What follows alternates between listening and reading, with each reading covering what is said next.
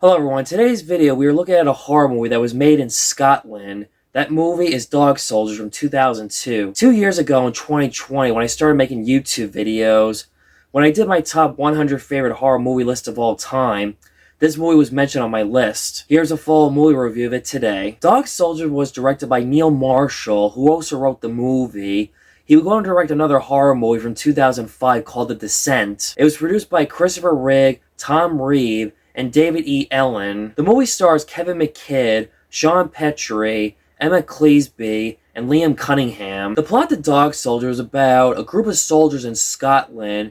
What started as a basic training exercise until they find dead body parts and realize they were being attacked and hunted by werewolves. They had a small cabin house in the middle of nowhere in the woods with a zoologist named Megan. As I mentioned before in past videos, being a little kid growing up, being scared of horror movies, for some unknown reason, this is one horror movie for some reason I had no problem watching as a little kid, despite it had some gore and the werewolf costumes were very scary to me compared to Lon Chaney Jr.'s Wolfman makeup effects. This movie, The Wolfman, and American Werewolf in London are some of my favorite werewolf movies. It's also one of my favorite horror action movies, too. This movie felt like a spiritual sequel, and a better sequel we almost got to American Werewolf in London. Neil Marshall said that he made this movie as a response to the sequel to American Werewolf in Paris, and he said he hated American Werewolf in Paris. And I don't blame him, I agree with him 100%.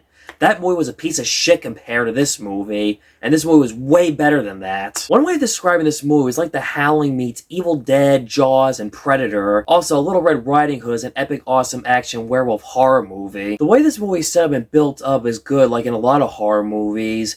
What started out with a simple plan, basic training exercise, finding dead soldiers, and one survivor that were attacked by a pack of werewolves for no reason, ends up becoming war. Man versus werewolves. Just like Predator and Evil Dead, this movie takes place in the middle of the woods, out in the middle of nowhere. It makes it hard for the characters trying to get in contact for help, and using whatever limited resources they have available to attack and kill the werewolves to survive. The characters are funny, interesting, bring some interesting personality, and feel like they've known each other for a long time. But some characters who are minor do not get to know well enough, die too soon. The character Cooper, played by Kevin McKidd, despite he's the hero of this movie, sometimes he can be a nice guy, remorse, an asshole sometimes at certain moments, and he's very sexist. He mentioned his biggest fear of spiders and women is what scares him, or as he says, spider women. Sergeant Wells, think about it, his last name is Wells, H.G. Wells. Great character, a little hard, tough, but he cared about his men and was very remorse. I like when he punches Captain Ryan for his cruel, harsh comments on his men that were killed by the werewolves. They were my men!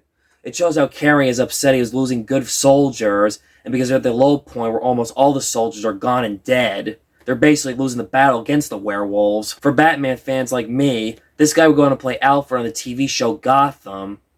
Also, Kevin McKidd would go on to do the voice of Thomas Wayne in Justice League Flashpoint Paradox. In the alternate universe where Bruce Wayne was shot and killed, and not his parents, and Thomas Wayne is Batman in a different universe. Alfred and a Batman, the same movie, but different Batman universes. His Eddie Oswald speech reminds me of Jaws' Quint's famous U.S. Indianapolis speech when you think about it. As a kid watching this, it grossed me out when the wolves rip Sergeant Wells' belly skin and you see his organs. The way Cooper managed to help fix that was nuts. I'm not a doctor, I can't imagine how painful that was, your stomach being ripped up. I don't know if it's true that glue and whiskey can fix that. When Cooper and Megan stitched Sergeant Wells' stomach back together is insane. It kind of reminded me of the time when I went to the Mutter Museum in Philadelphia seeing photos of how they treated Civil War soldiers during the battlefields during surgery with no anesthesia back then to knock them out, or instead they had to suck it up, knock them out, or use whiskey to get through the pain. It's true they say if you're having a bad day, this could have been you right here. The character Spoon, I feel like they were referencing The Matrix. After when he dies, Cooper's like, "Where's Spoon?" And Sergeant Wells responds, "There is no spoon." When he's killed by the werewolf, Sam the dog watches in shock.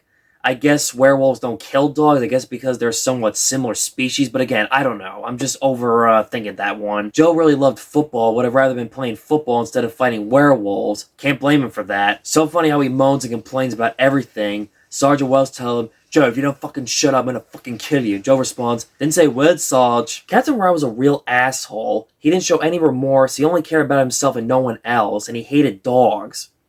He fails Private Cooper for not following orders for shooting a dog.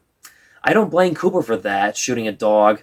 I would never do that either. I love dogs. Oh yeah, for the sake of it, he's played by Liam Cunningham. For those of you who are Game of Thrones fans, he was going to play Davos Seaworth in Game of Thrones. Hey everyone, as I'm editing this video, I just realized in fact I lost some footage for unknown reasons and had to re-record it. But thankfully, it was not allowed to finish film and record, thankfully. Megan tricks Cooper, Sergeant Wells, and Spoon, making them believe that the wolves were in the barn, and they could blow up the barn, no kill, it was a distraction, so that way she could let them in. It's intense, brutal, suspenseful. It comes down to only 3 soldiers, only 1 survives. After Spoon's death, Cooper and Sergeant Wells set a bomb to burn the house down. Sergeant Wells sacrificed himself because he's one of them after being when he had his belly scratched. Cooper's the last survivor, kills Captain Ryan, the only survivor, and Sam the dog. This movie ends on a high note. How will Cooper adjust to a normal life after going through a rough, hard experience? And will anyone believe in that werewolves ate my platoon? And like any soldier, they are never the same after war, suffering from post-traumatic stress disorder. Ever since this movie's popularity, there has been rumors about a sequel. Honestly, I don't see this movie needing a sequel. Originally, they wanted the character Cooper locked up in a mental institution where no one believes him about werewolves killing his platoon, and he meets the guy from the opening scene whose wife was killed by the werewolf pack. As cool and interesting as it could have been, at this point in time, I don't see a point of this movie getting a sequel. This movie's 20 years old. I'm not sure Kevin McKay would be interested in doing a sequel to this movie. Plus, director Neil Marshall said that he's moved on to other film projects. So that was my review of Dog Soldiers. Like the video, subscribe, the notification bell to get the latest updates on my YouTube channel. And I will see you tomorrow for another horror movie review. Stay tuned.